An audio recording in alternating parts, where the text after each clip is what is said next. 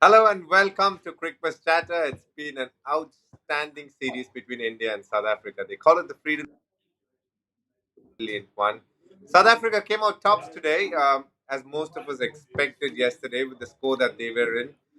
I think for once I have to admit that Shaun Pollock called it perfectly. It's going to be, he said it's going to be a victory to South Africa, and it was. And wow, it was a brilliant innings there by a couple of the batters there, which we will be discussing in detail. But we have a smiling Pollock sitting in Cape Town, and he's ready to go. Polly, so how was the day Yeah, for it you? was enjoyable for us, DK. I think they played remarkably well. It really is amazing to think that they've won both these chases by 7 wickets. You thought there was going to be a twist in the tail, maybe lose a couple of wickets, put themselves under pressure, see if they could fight through that. But in all honesty, it's been comfortable, and everyone who's got to the crease has been able to join in the party and um, form a decent partnership with someone who's already been there. So did I see it coming after that first test loss? No, I didn't. I didn't see how South Africa would be able to bounce back. I think your bowling attack is so experienced, your batting lineup, when you got 80, 90, 100 test matches. I didn't see South Africa being able to bounce back. So this is massive for them. Relatively inexperienced, three guys in particular who've hardly played at all. And those were the fans for South Africa. Keegan Peterson just got better and better as the series went on. He looks like he's going to go from strength to strength. Marco Janssen looks like a fantastic find, and you add Norkier into the mix, and that's a real quality bowling lineup. So this means a massive amount to South African cricket. To beat the number one team in the world, having to chase down, it's never easy to bat in the fourth innings and chase down 200 or 211 and 240 in that comfortable manner is just massive. I mean, you guys would have appreciated it rather than enjoyed it.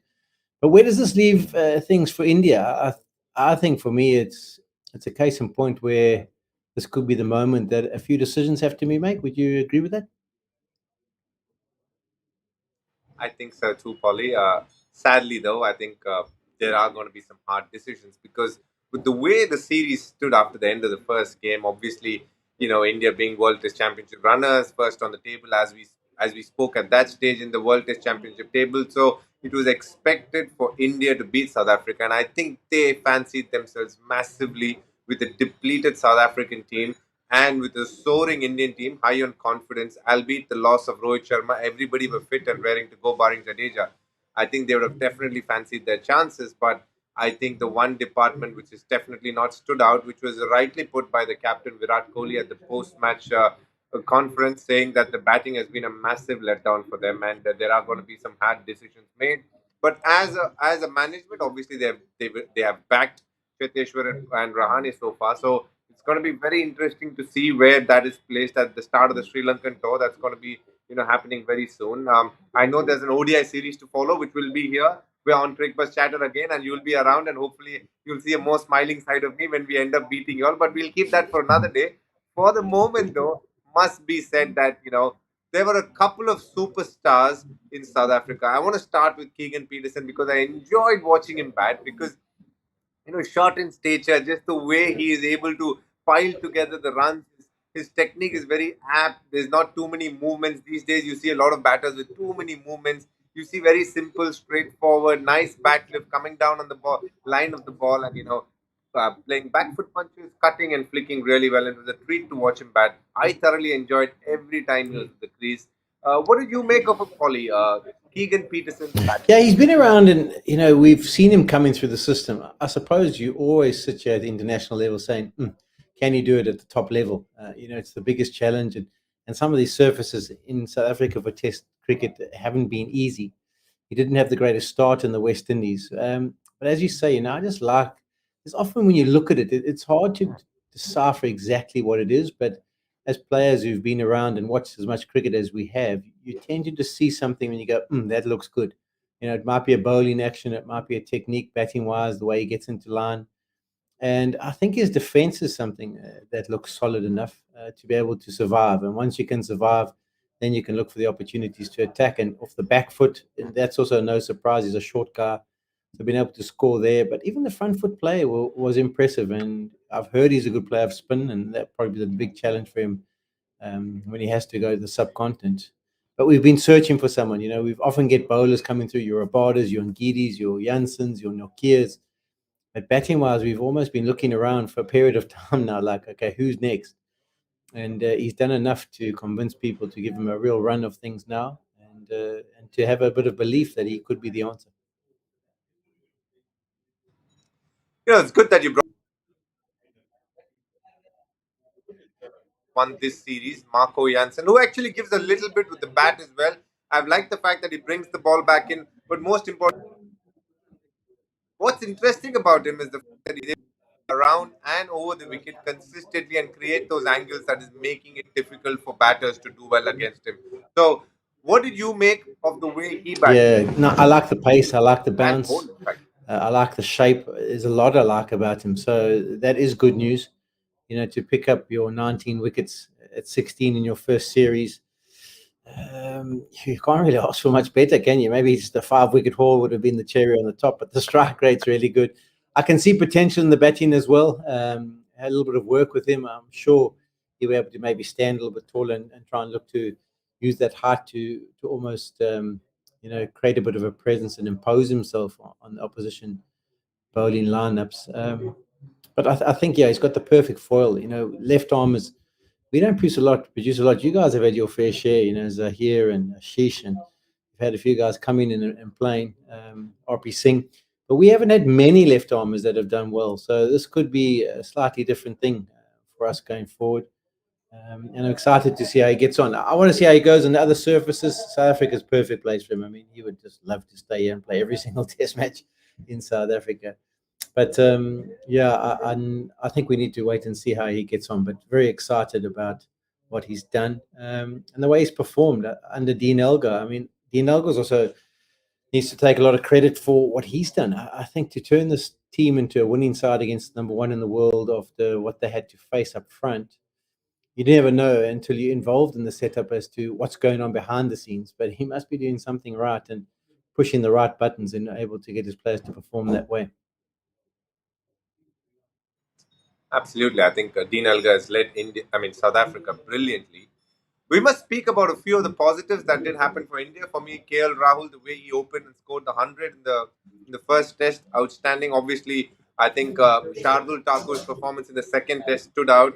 Rishabh Pant's 100 back here also, was something that was brilliant. I'm not speaking about Bumrah and Shami because I think they are the usual suspects. They're known to do well and they have been doing well over a period of time.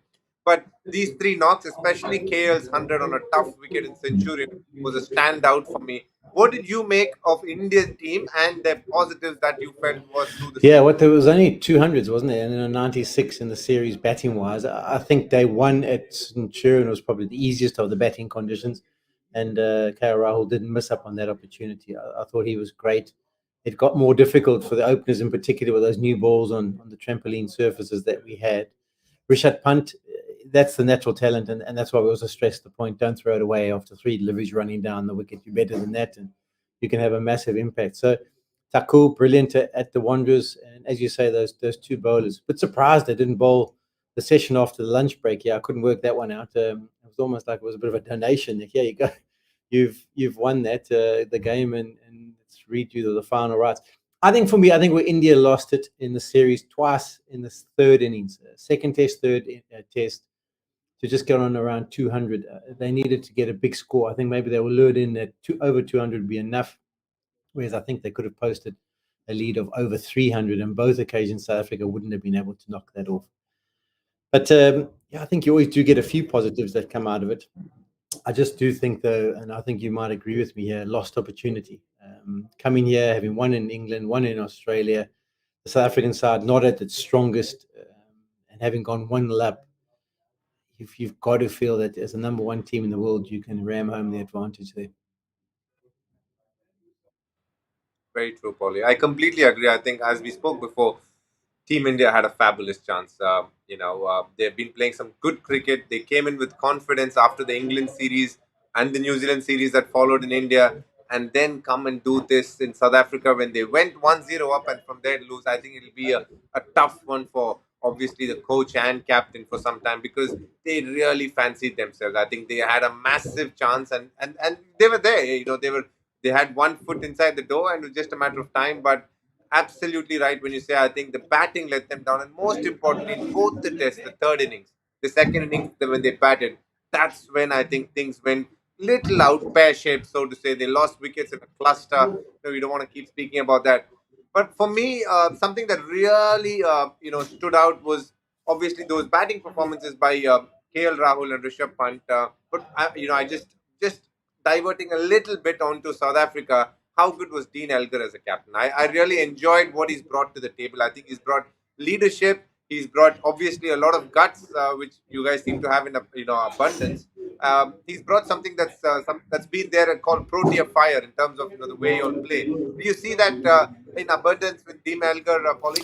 Yeah, he's one of those guys. I think he resembles very much the fire and grit and determination of what we've always prided ourselves on in South Africa. And maybe some of our teams have gone away from that because it's been easy for them to just dictate terms against certain opposition. But they needed grit and determination in this series, and I think that's what he brought. As I mentioned earlier, it's always hard to work out what sort of leader tactically wise. I was pretty happy with what I saw on the field at times, most of the time.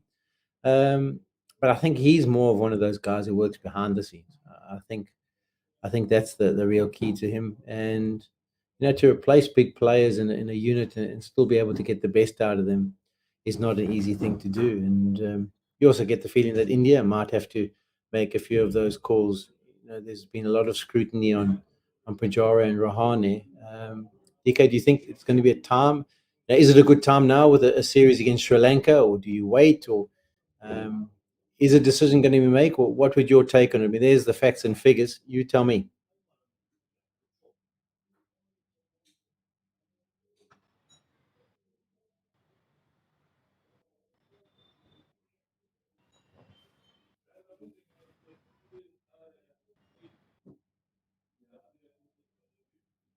I think we've just lost DK for a moment. He'll be back.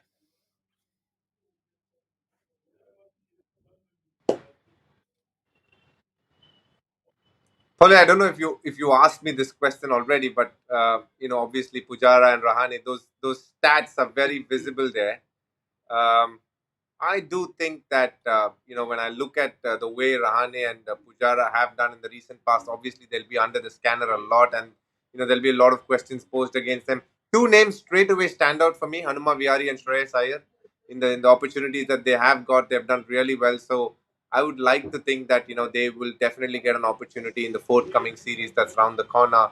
Any names that you would suggest, Polly, sitting there that you thought that wow, these are names that I thought would play in the 11? Yeah, I thought Shreyas Iyer was going to be in the mix. I know there might be an issue with someone not feeling well, but I mean, Rohit comes back in, doesn't he? So at the top of the order, do you push Mayank to 3, and then you only have to make one change? Is there one of the players who goes out? I just think you guys have got the batting. Shukman Gill, the way he's played as of late, he's a possibility. I just think the timing is key. And I mean, I haven't looked at your schedule going forward, but if you've got 2 tests against Sri Lanka, maybe followed by 2 tests against someone else who's maybe not ranked in the top 3 or 4, the timing of making a change is just as important as making the change, because it's almost like you create a bit of a honeymoon period where players have an opportunity to settle in and get themselves set. Not that some of those guys need the chance. I think they've already come in and got big scores and hundreds, some of them. So I'll be following this space, and we'll see what unfolds. Polly, I think it's time again to take it to the hot spot. Oh, sorry. I think the hot.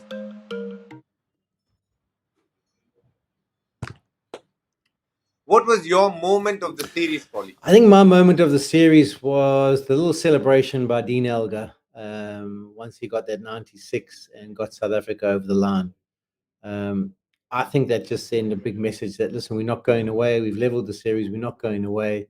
And I think that gave the team the belief that if they follow their leader, there's a possibility and a chance that they can go on and win. There were some fantastic knocks and brilliant catches. I mean, Peterson's catch got to be ranked right up there as my favorite moment.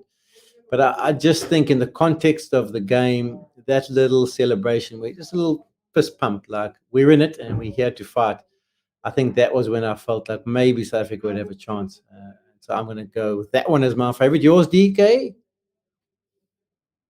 I always enjoy a tussle between a batsman and a bowler, but this one was a tussle between a bowler and a bowler, Marco Jansen and Jasprit Bumrah. I just loved how they went at each other and how they ended up getting each other's wicket and the celebrations that followed. I thoroughly enjoyed that in the I'm series. looking forward to, I tell you what I'm What's been looking an forward to is looking forward to the auction. Does he get signed up by Mumbai again? I know Jasprit's been kept. No surprise. Will they become best buddies again at the Mumbai Indians, or will he venture on to some other franchise? We'll have to wait and see. That should be interesting. Absolutely, it's great that actually Marco Jansen has come before he's made his Test debut and been part of IPL and played the IPL, and I'm sure that's helped him a bit as well. He's rubbed shoulders with the best in the business, and that's Bumrah, and he's taken him on, so that's even better. So at the end of the day, I think we have discussed a lot and we have spoken about what's been good and what's probably needs changing and everything that's possibly required. But what's been beautiful about the series is the intent with which both teams play. But South Africa definitely the better team in the last two tests. When the moments mattered, I think they stood up, made the difference, and that's what happens when two good teams play. When that moment comes, you need to grab it with both hands, and South Africa did that every time it happened and eventually ended up winning the series 2-1 in what's been a really good series. India had their thoughts on it, their sights on it, but didn't happen. At the end of the day, we've all enjoyed watching it. It's been a very enthralling, grueling test series. And on this note, we need to wrap, but we will be back for the one-day series that's happening right after this. Me and Polly again will come and trouble you and give us all your views, and hopefully you enjoy it as well. And on that note, we wish to bid you a very, very goodbye and see you soon in the ODI series that's to follow. Thank you, Polly.